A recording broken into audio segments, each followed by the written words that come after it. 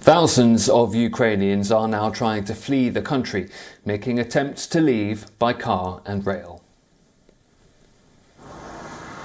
Desperate Ukrainians are fleeing the Russian invasion, flooding highways, trains and bus stations.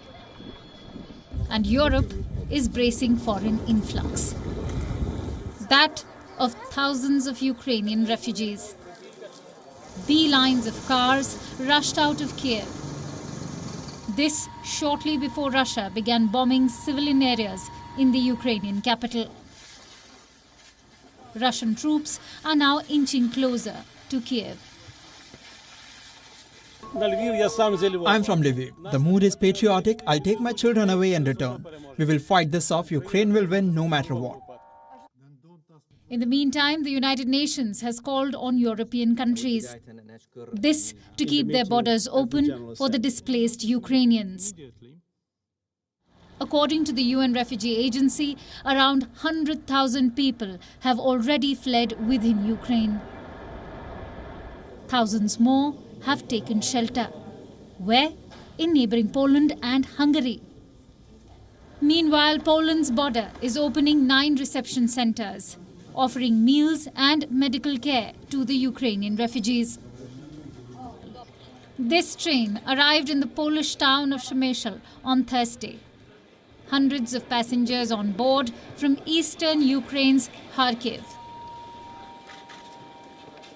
Some 15,000 Ukrainians have already crossed over to Poland since the invasion, a figure quoted by border authorities. We've actually been very lucky to get out of Ukraine with the second to last train that was coming here. We've spent last 16 hours using all of our luck coming here. Many of our friends will get refugee status, but we are fortunate enough to have our accommodation planned. And we are very happy that we have our friends in Poland that are ready to help our people. Meanwhile, Kharkiv too was rocked by explosions. Smoke billowing from buildings. The panic is palpable at the Luzhanka border crossing. It connects Hungary with Ukraine, currently packed with hundreds of cars. Hungarian authorities are sending troops to the border. This to deal with the refugee influx.